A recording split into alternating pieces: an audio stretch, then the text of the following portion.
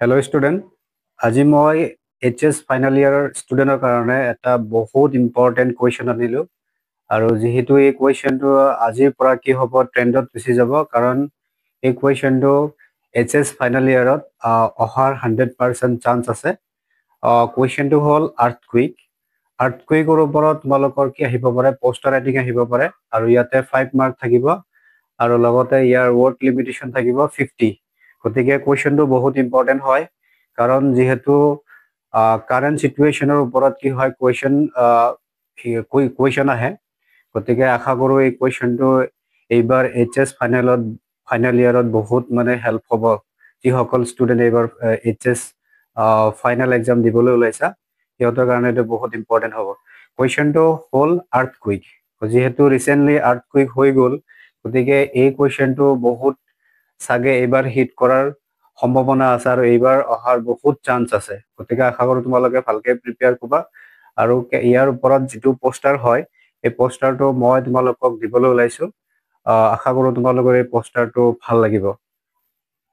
তো যিহেতু আমি যেতিয়া আমি পোষ্টাৰ ৰাইটিং লিখিব যাওঁ বা যেতিয়া পোষ্টাৰ মেকিং কৰোঁ, তেতিয়া কিছুমান আমাৰ যিটো লিমিটেশ্যন আছিলে, সেই লিমিটেশ্যনখিনি আমি মনত ৰাখিব লাগিব।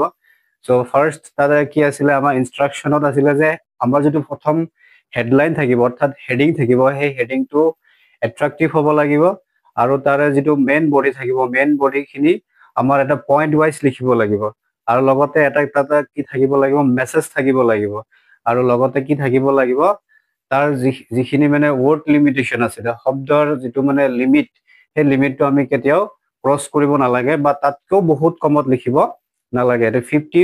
45 to 50 ৱৰ্ডৰ ভিতৰত লিখিলে আমি ইজিলি 5 মাৰ্ক এটা কেৰি কৰিব পাৰিম।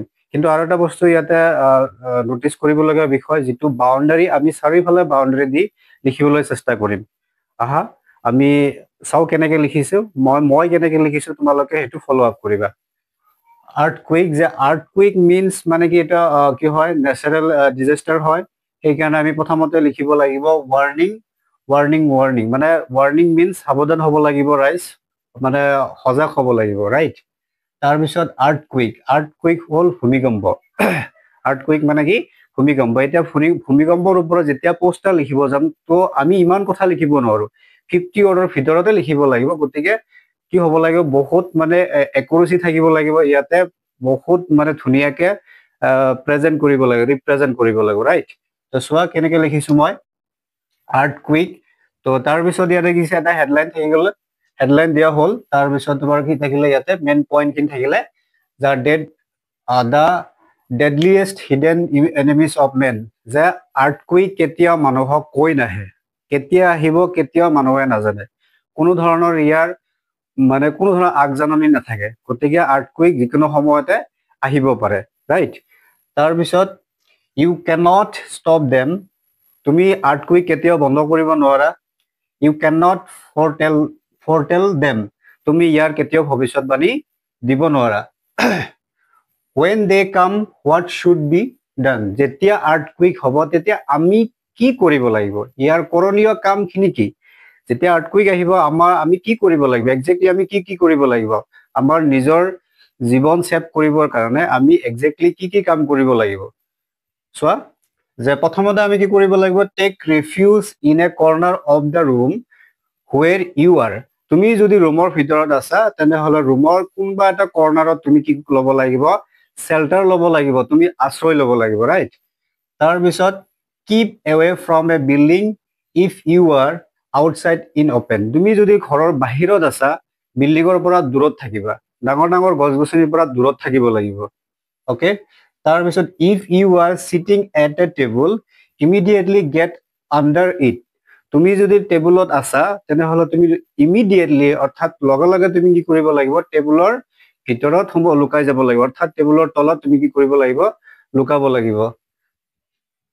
Don't panic and have patience, আৰু যিহেতু আমি গম পাওঁ, যেতিয়া আৰ্থকুইক হয় মানুহবিলাকে বহুত ভয় কৰে, তো সেই মমেণ্টত আমি ভয় কৰিব নালাগে, আমি পেচেন্স ৰাখিব লাগে, নিজৰ মাজত ধৈৰ্য ৰাখিব লাগে, আৰু শান্ত বিকাম হৈ আমি কি কৰিব লাগে, যিকোনো এটা সিদ্ধান্ত ল'ব লাগে। গতিকে আৰ্থকুইক হওক, যিকোনো নেচাৰেল ডিজাষ্টাৰ হওক, সেই সময়ত আমি কেতিয়াও পেনিক হ'ব নালাগে।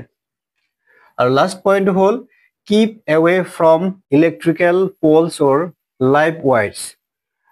যি আমি কেতিয়াও কাৰেণ্টৰ তলত থাকিব নালাগে, যিটো কাৰেণ্টৰ পোষ্টৰ তলত থাকিব নালাগে, য'ত ৱেয়াৰ্ছ আছে তাতো আমি থাকিব নালাগে, কাৰণ যিকোনো মুহূৰ্তত উঘালি পৰিব পাৰে। গতিকে আমি এইখিনি কথা যদি আমাৰ পোষ্টাৰত লিখি দিওঁ তেনেহ'লে 100% আমি 5 মাৰ্ক এটা পাবলৈ সক্ষম হ'ম। আৰু ইয়াৰ লগত এটা বস্তু চাব লাগিব, পোষ্টাৰত কেতিয়াও আমি কি কৰিব নালাগে যে কাটিব নালাগে, কুৱেশ্যন কাটি দিব নালাগে, কটাকেইটা কৰিব নালাগে, কাৰণ যিমান বেছি কাটি দিবা, যিমান বেছি মানে লেতেৰা কৰিবা, তো এক্সামিনাৰৰ কি হ'ব, কুৱেশ্যন মানে নাম্বাৰ দিওঁতে কি হ'ব, অসুবিধা হ'ব। গতিকে এটা বস্তু মনত ৰাখিবা, অলৱেজ বহি তোমাৰ যিটো আনচাৰ শ্বিট থাকিব, সেই আনচাৰ শ্বিট তোমালোকে ডিচিপ্লিন মেইনটেইন কৰিবা, আৰু যেতিয়া ডিচিপ্লিন মেইনটেইন কৰিবা 100% তোমালোকে 5 মাৰ্ক এটা পাবা। আৰু আশা কৰো এই কুৱেশ্যনটো তোমালোকৰ এইবাৰ এক্সামত বহুত হেল্পফুল হ'ব।